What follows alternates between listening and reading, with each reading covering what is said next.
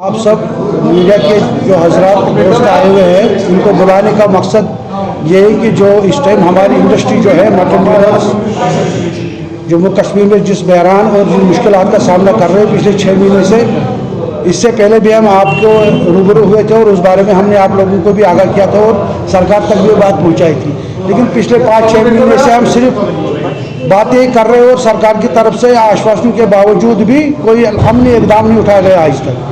आप लोग भी जानते हो कि हम बार बार आपके ज़रिए आला हुकम तक भी ये बात पहुंचाते हैं कि हमारे साथ आउटसाइड स्टेट खासकर पंजाब में किन मुश्किलात का सामना करना पड़ रहा है हमारे ट्रकर्स को जो नॉर्दर्न स्टेट से हमारा स्टॉक दरामद करते हैं कश्मीर के लिए। यह आपको पता होगा कि पंजाब में हमारी गाड़ी को रोका जा रहा है रोज़ाना की बुनियाद पे।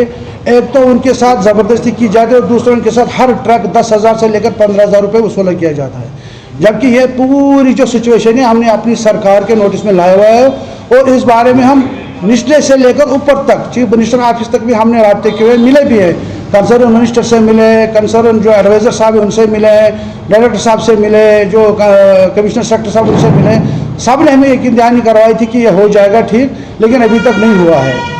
अब चूँकि 2-3 बार सरकार ने ये भी बोला था कि हम एक डेलीगेशन भेजेंगे आपके साथ हाई लेवल की, वो पंजाब सरकार से बात करेगी आप लोग के साथ ये ज़्यादती क्यों हो रही है, लेकिन आज तक कहा गया, लेकिन आज तक अभी तक कोई भी डेलीगेशन नहीं गई है। अब चूँकि रिसेंटली एक और मीटिंग हमारी हुई कुछ दिन पहले, उसमें भी यही कहा गया कि इस महीने के लास्ट डेट पे हम एक डेलीगेशन भेजेंगे, लेकिन उसका भी अभी इंतजार है, होगा नहीं होगा। पिछली बार तरह भी उन्होंने बोला था कि हम आपको पूरी तरीके से सपोर्ट करेंगे पंजाब में जो आपके साथ जाते हैं और उसको रोकने के लिए, लेकिन नहीं हुआ। लेकिन अब आज हमने जो ये उजलत में जो प्रेस कॉन्फ्रेंस बुलाई कि वो इसमें वजह यह है कि कल यहाँ पे पंजाब के सीएम आए थे। हो सकता है उनका कोई ज़ाती विजिट हो या उनका कोई पर्सनल विजिट हो, लेकिन उस बारे में हमारे सरकार के आला अहदेदार चीफ मिनिस्टर लेकर कंसर्न मिनिस्टर और दूसरे भी जितने भी एडवाइजर साहब हैं वो उनसे मिले हैं। हमने कल उनको कन्वे भी किया था, हमने चीफ मिनिस्टर ऑफिस को भी कन्वे किया था, कंसर्न मिनिस्टर ऑफिस को भी कन्वे था कि अगर पंजाब गवर्नमेंट के चीफ मिनिस्टर यहाँ आ रहे हैं, आप इनसे मिल रहे हैं, आपका जो इतना बड़ा इश्यू है कि यहाँ जो हज़ारों लोग इस काम से वाबस्ता है वो पिछले 6 महीनों से मुसीबत में मुब्तला है, पंजाब में जो इनके साथ ज़ादते हो रहे, आप इस सिलसिले में बात करें ताकि पंजाब गवर्नमेंट आश्वासन दे आप लोगों को और इस जो वहाँ पे जो हॉलिगनिज्म हो रहा है हमारे साथ, इसको रोका जाए। अब जबकि हमने उनके साथ बात भी की थी, उन्होंने हमें यकीन दहानी भी कराई थी हम सरकार उस पंजाब को सीएम के साथ इस बारे में बात भी करेंगे, लेकिन अभी तक हमें किसी भी किस्म की कोई भी इंफॉर्मेशन नहीं मिली है कि हमारी जो अहदेदारा ने जो हुकूमत है उन्होंने बात की है, अगर की है तो उसके उन्होंने क्या बोला उस बारे में कोई भी इंफॉर्मेशन नहीं है। लेकिन हम क्योंकि दिन ब दिन वहाँ पे हमारे साथ ज़ादतियाँ बढ़ी जा रही हैं। अब हालात यहाँ तक पहुँचे कि जो बाहर की मंडी में हमारे जो लोग बैठे हुए, खासकर आज हमारे दिल्ली से आए हुए हैं आदिल मीर हैं, ये दिल्ली जो हमारे वहाँ पे सप्लाई करते हैं चिनार वेलफेयर एसोसिएशन, उनके जनरल सेक्रेटरी हैं। ये हमारे तारिक साहब है फलोदी मंडी से भी ये सप्लाई है, वहाँ के वाइस प्रेसिडेंट है ये भी आए हैं वहाँ से, और 1-2 बंदे और भी है अम्बाला मंडी वो भी आ रहे हैं। तो इन्होंने अब कल हमें एक मीटिंग बुलाई थी कि जनाब अब हमारे हद से बाहर जा रहा है कि हम यहाँ पे सप्लाई को बरकरार रखना मुश्किल है, क्योंकि ये जो इस टाइम माल आ रहा है नुकसान हमें उठाना पड़ रहा है। जितना हम नुकसान उठाएंगे तो उससे जाहिर सी बात है कि हमारी बिजली जो है सफ़र करेगी। अब हालात यहाँ तक पहुँचे कि अब हम शट डाउन की तरफ जा रहे हैं। अब सरकार ने चूँकि यकीन दहानी करवाई हमें कि 26-27 तारीख को एक डेलीगेशन जाएगी, अभी तो हम इस उम्मीद पे कायम है कि शायद वो डेलीगेशन जाए। अगर वो डेलीगेशन गए, हमारा मसला हल हुआ तो ठीक है, फिर सुमोदी उसी तरीके से काम चलेगा जिस तरह चल रहा था। लेकिन अगर ये नहीं हो पाया तो 26-27 के बाद पूरे हिंदुस्तान भर में जितनी भी हमारे मंडियाँ जहाँ से हम सप्लाई लाते वो सारी मंडियाँ शट डाउन हो जाएगी और यहाँ पे सप्लाई मुतासर हो सकती है। और उसमें 2 चीज़ें होंगी, ब्लैक मार्केटिंग हो जाएगी और उससे दूसरी बात देख के रेट हाई हो जाएगी। अगर ये 2 चीज़ें होगी तो उसकी तमाम जिम्मेदारी सरकार पे होगी। अगर यहाँ आज 700 रुपये गोश्त बिक रहा है, कल जाके 800 या 750 बिकेगा, उसमें हमारी जिम्मेदारी नहीं है। आप लोगों को भी याद है, आप लोगों ने एक सवाल किया था जब हमने प्रेस कॉन्फ्रेंस की, पहली press conference regarding this issue, कि आपने बोला था कि शायद मटन डीलर्स ये चाहते हैं कि इसका बहाना बना के रेट को हाइक देने की कोशिश में है। हमने उस टाइम ये कहा था कि ना हम इसके हक में है और ना हम होने देंगे। लेकिन आज 6 महीने हो गए हम इसको लड़ाई को लड़ते हुए, लेकिन आज तक हमने ये साबित कर देखा है कि कोई रेट हमने हाइक नहीं होने दी। हम उसी रेट पे गोश्त भेजे जो रेट आज से 6 महीने पहले थी या 1 साल पहले थी। लेकिन अब हालात बद से बदतर हो रहे।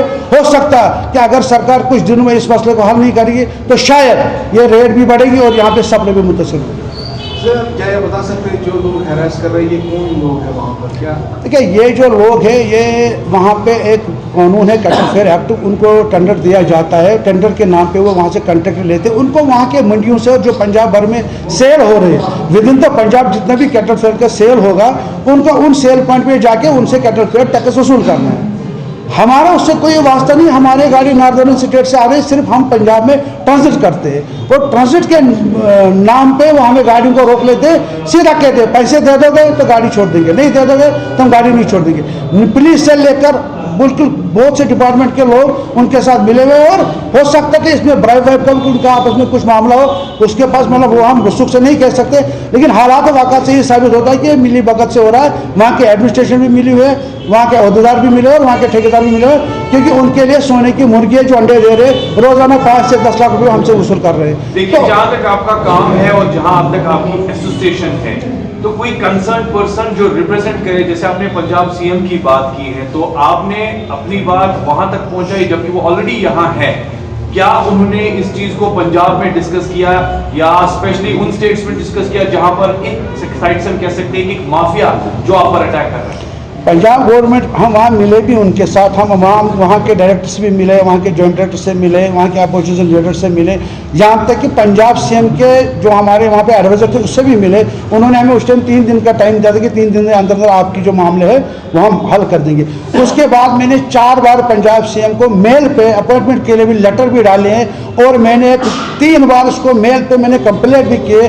वहाँ से तो मुझे यही वापस जवाब आ रहा था कि हम इस पर काम कर रहे हैं, हम देखेंगे। हमने वो कंसर्न डिपार्टमेंट को भेजा, आपकी जितनी भी जो ग्रीवेंस है वो, लेकिन आज तक प्रैक्टिकली कुछ नहीं हो रहा है। उनके साथ हम राब्ते में हैं और यहाँ तक भी हमें वहाँ मतलब अनापशील में मतलब ये कहना चाहिए वहाँ से हमें कुछ मिल रहा है, मतलब वहाँ से भी कुछ ऑप्शन से ये कह रहे हैं आप आ जाओ, ये जो गुंड हैं इनके साथ बात करके सेटलमेंट करके अपना काम चलाओ। हमने कहा हम सेटलमेंट क्यों करेंगे इस बात में? अगर लीगली हमारे ऊपर ये टैक्स बनता है, पंजाब गवर्नमेंट लिख के दे कि ये टैक्स इन ट्रांजिट गाड़ी पे बनता है, तो हम अपनी सरकार से कहेंगे जनाब 10-20 रुपये अगर ये पर किलो केजी बढ़ रहा है तो यहाँ 10-20 रुपये बढ़ा दें। जबकि ये बात है ही नहीं, ये बढ़ ही नहीं रहा, ये हमारे ऊपर लागू ही नहीं हो रहा है। जब लागू नहीं हो रहा तो हम क्यों दे दें, हम उनके साथ बात क्यों करें? लेकिन हमारी सरकार की बदकिस्मती है कि 6 महीने से हमारी सरकार चीफ मिनिस्टर से लेकर डायरेक्टर ऑफिस तक हमने कोई भी दरवाजा नहीं जिसको हमने सदाबहार नहीं मतलब छान मारी हो, लेकिन हमें आश्वासन दिया जा रहा है, हमें यकीन दिया नहीं दिया जा रहे, लेकिन प्रैक्टिकली कुछ भी नहीं किया जा रहा। पिछली बार भी हुआ था 2016 में ये बात, उस टाइम हमने उस वक्त की हुकूमत के साथ बात की थी। अब जब हम वहाँ उस वक्त के चीफ मिनिस्टर साहब महबूब मुफ्ती थी उनसे मिले थे, जब हमसे मिले थे उन्होंने 5 मिनट के अंदर अंदर उस वक्त के जो वहाँ के पंजाब के जो चीफ मिनिस्टर थे कैप्टन अमरिंदर सिंह, उनसे बात की थी और 24 आवर्स एक डेलीगेशन बनाई थी। उस डेलीगेशन में हम भी गए थे और यहाँ का एक मंत्री भी गए थे जो कैंसल मंत्री था और यह मसला हल हुआ था। लेकिन आज की सरकार 6 महीने से एक डेलीगेशन बनाने के मतलब मूड में नहीं है। यकीन दानियाँ बहुत करवाते हैं, बाहर के लोग यहाँ आते हैं, उनसे मिलते हैं, उनके काम करते हैं। यहाँ का ताजिर सफ़र कर रहा है, यहाँ के ताजिर मुसीबत में बढ़ रहा है, यहाँ के ताजिर के लिए कोई परेशानी यहाँ की सरकार के, यहाँ के लोगों को वोट देने के लिए बुला रहे हैं, लेकिन जब यहाँ के लोग उनके पास जा रहे हैं इस काम के लिए तो उनको नजरअंदाज किया जा रहा है। 2 गाड़ियाँ हमारी उन्होंने पकड़े आज से 4 महीने पहले, वो 2 गाड़ी आज तक पंजाब पुलिस ने नहीं हमें वापस दी। अब जब हम उनसे मांग रहे बोलो कोर्ट में जाओ, कोर्ट में जाते बोलते एनजीओ के पास जाओ, एनजीओ बोलते हैं वो मर गई। अगर कोई भी एनजीओ वेलफेयर के लिए काम करती है एनिमल्स के लिए, तो उस अगर उस एनजीओ के पास 300 या 350 नग हमारे मतलब पुलिस ने उनको सुपुर्द कर दिया तो उनकी रखवाली होनी चाहिए, वो मर गए होंगे। तो यह तक कि वो 40 लाख रुपए का माल भी खा गए, ये भी हमने अपनी सरकार के नोटिस में लाया। लेकिन हमारी सरकार तो यही चाहती कि यहाँ का तिजारत पे आदमी जो है इनका कमर तोड़े। अगर ये चाहते कि हमारी कमर तोड़े तो बेहतर है, फिर वो खुद आके हमारी कमर तोड़े।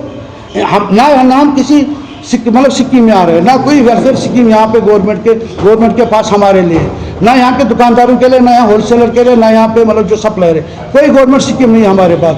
कोई भी हमें इस गवर्नमेंट की तरफ से जो भी हम काम करते हैं हम अपने पैसे से करते हैं। बैंक से जो लोन लेते हैं वो भी आम लेवल, आम जो इंटरेस्ट होता है हम वही देते हैं, किसी स्कीम में नहीं आते। जैसे हार्टिकल्चर में, एग्रीकल्चर में या फ्लोरिकल्चर में कितने और भी डिपार्टमेंट है, उनके पास गवर्नमेंट के पास एक स्कीम होता है, प्लान होता है। हमारे लिए सरकार के पास कोई प्लान ही नहीं है। हम अपने टांगों पर खड़े होकर काम कर रहे हैं, लेकिन फिर भी हमारे साथ ये ज़ाब्ते हो रहे हैं। सरकार से ये गुजारिश है कि आप लोगों ने वादा किया है कि 2-3 दिन 4 दिन के अंदर अंदर आप डेलीगेशन भेजोगे तो अच्छी बात है, हम वेलकम कर रहे हैं, हम भी जाएंगे, ये मसला में हल करके दे दो। ये नहीं होगा हल तो फिर जो भी मुश्किलात होंगे आगे तो उसकी जिम्मेदारी सरकार पे होगी। क्योंकि आज से 3 महीने पहले भी हमने हड़ताल की थी, उस टाइम कश्मीर इकनॉमिक चैलेंज आई बीच में, क्योंकि उस टाइम यहाँ रोजाना 200 से 250 शादियाँ हो रही थी। तो इन्होंने हमें, क्योंकि हम इकाई हमें इनकी बात माननी पड़ी, उन्होंने बोला हम सोसाइटी का हिस्सा है और इस पर सीधा सा असर सोसाइटी में पड़ेगा। यहाँ जितने भी हज़ारों की जो शादियाँ ये मुतासर होगी, आप हड़ताल को वापस लीजिए ताकि यहाँ के लोगों को मुश्किलात नहीं होनी चाहिए। इन्होंने भी यकीन दहानी करवाई थी कि हम सरकार से बात करेंगे, ये भी आए 2-3 बार, इन्होंने भी बात की, इनसे भी कहा गया कि भाई हम कर देंगे, लेकिन आज तक कुछ नहीं हुआ। इसके बाद फारूक साहब से आप पूछ सकते हो कि हमने इनके साथ क्या बात हुई थी।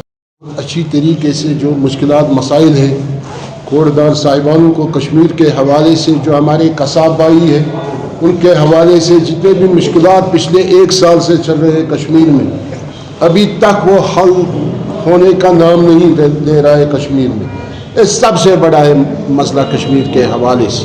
आप देखें यहाँ पर गोश्त बाकी स्टेटों से ज़्यादा यूटिलाइज होता है, चाहे यहाँ पर शादियाँ हो, चाहे यहाँ पर रस्म चारूम हो, उसमें गोश्त यहाँ पर कंज्यूम होता है। ये सबसे बड़ी स्टेट है जहाँ पर हिंदुस्तान के बरक्स ज़्यादा गोश्त यूटिलाइज होता है, कंज्यूम होता है। मगर पिछले 1 साल से हम सरकार को प्रिंट मीडिया के ज़रिए, इलेक्ट्रॉनिक मीडिया के ज़रिए रिप्रेजेंटेशन देकर, मेमोरेंडम देकर, मगर सरकार ने आज तक कोई एक्शन नहीं ली इसके हवाले से। जो माधोपुर में गुंडागर्दी हो रही है, उन गुंडों की तरफ से जो वहाँ पर हफ्ता ले रहा है 10,000 के हवाले से, 15,000 के हवाले से, अभी तक वो चीज़ कंट्रोल नहीं हुआ।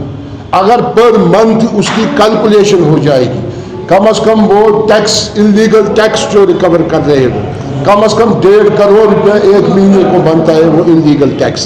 अगर पर ईयर हम उसकी कैलकुलेशन करेंगे, कम से कम 18 करोड़ वहाँ पर टैक्स रिकवर किया जाता है उनकी तरफ से। आप देखें उनका हक बनता है, जो पंजाब से गाड़ी निकल जाएगी लाइव स्टॉक के हवाले से, उनको हक बनता है उस पर टैक्स देने का। जो राजस्थान सीकर से गाड़ी आएगी लाइव स्टॉक लेकर, मीट लेकर, या दिल्ली गाजीपुर से या अंबाला से, उनको कोई हक नहीं बनता उसके हवाले से टैक्स रिकवर करेंगे हम इन अदर स्टेटों के हवाले से, क्योंकि अपने स्टेट का हक उनको बनता है, उसमें वो टैक्स रिकवर कर सकते हैं। मगर अभी तक वो पिछले 3 सालों से वो टैक्स से मस नहीं हो रहे। लिहाजा करके कश्मीर इकनॉमिक अलायंस बड़ा प्लेटफार्म है कश्मीर के हवाले से। हमें यहाँ के इकानमी को देखने की ज़रूरत होती है। हमारा यही कोशिश रहता है जम्मू कश्मीर के हवाले से, यहाँ की इकानमी जितनी भी बूस्ट हो जाएगी उतने हमारी बिजनेस कम्युनिटी भी सेटिस्फाई रहेगी, हमारे लोग भी सेटिस्फाई रहेगा। ये मुद्दा मकसद है कश्मीर इकनॉमिक अलायंस का। ये ऑलरेडी कोटदार एसोसिएशन एफिलेटेड है कश्मीर इकनॉमिक अलायंस के साथ। आप देखें हर एक सेक्टर में इस वक्त जम्मू कश्मीर के हवाले से प्रॉब्लम फेस करनी पड़ती है। कोई मसाइल मुश्किलात उतने जल्दी हल नहीं होते जितनी एक्सपेक्टेशन है यहाँ की बिजनेस कम्युनिटी को, चाहे हमारा दुकानदार हो, चाहे हमारा कोटदार हो, चाहे हमारा कसाब भाई हो, चाहे हमारा टूरिज्म सेक्टर के लोग, हाउस बोट, शिकारा, होटल या ट्रांसपोर्टर हमारे, या हमारे सबसे बड़ा जो सेक्टर है जिसका टर्नओवर है कम से कम 20,000 करोड़ के हवाले से, वो हमारा फ्रूट सेक्टर है।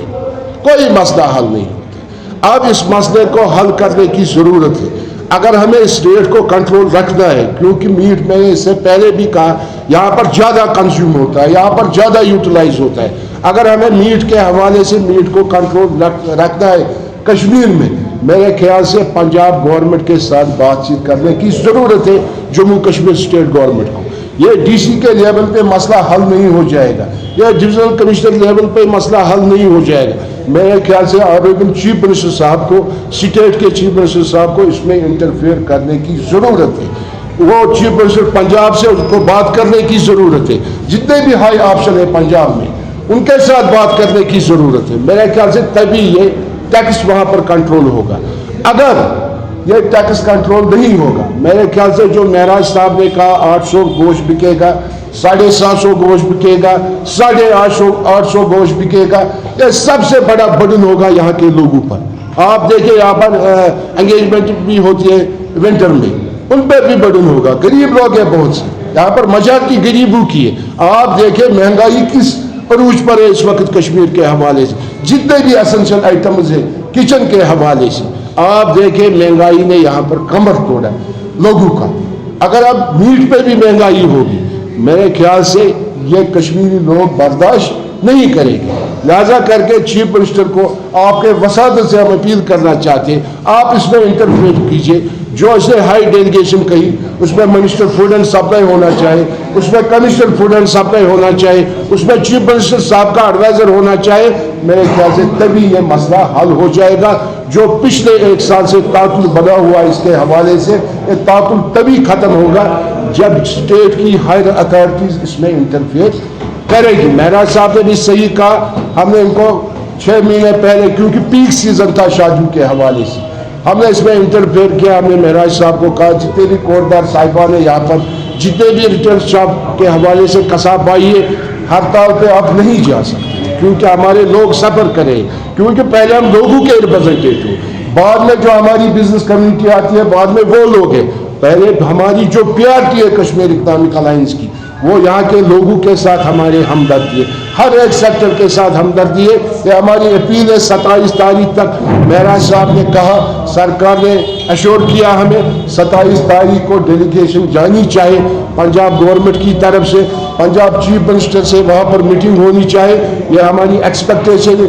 अगर 27 के बाद जो महराज साहब ने कहा, उसके बाद हड़ताल होगा, उसके बाद मंडियों में शटडाउन होगा, चाहे दिल्ली गाजीपुर मंडी हो, चाहे राजस्थान सीकर हो, चाहे अम्बाला हो, चाहे पंजाब हो, यहाँ के चारों प्रेसिडेंट बैठे हुए इन मंडियों की, जहाँ पर अगर वहाँ पर शटडाउन होगा, मेरे ख्याल से सबसे बड़ी क्राइसिस मीट के हवाले से कश्मीर में होगी। इसकी तमाम तर जिम्मेदारी यहाँ की सरकार की। एक बात मैं कहना चाहता हूँ, शायद आप लोगों के नॉलेज में वो नहीं है कि मैं बाहर जो हम दरामद माल करते हैं ना, यहाँ के लोकल माल को छोड़ के, जब उस लोकल माल के बारे में सरकार के कितने दावे, क्या दावे, कहाँ तक सही है, हम उसकी हकीकत जानते हैं। लेकिन 5,000 से लेकर 7,000 नग जो हम बाहर के रियासतों में दरामद करते हैं, रोजाना के बुनियाद पे यहाँ पे कंज्यूम हो रहे हैं। सरकार के पास इसके लिए कोई पॉलिसी भी मजबूत नहीं है कि इतनी ह्यूज मतलब माल हम वहाँ से ला रहे हैं और ये तकरीबन 3-4 हज़ार करोड़ की इंडस्ट्री है, इसको बर्बादी के दायरे पर लाने की कोशिश कर रहे हैं।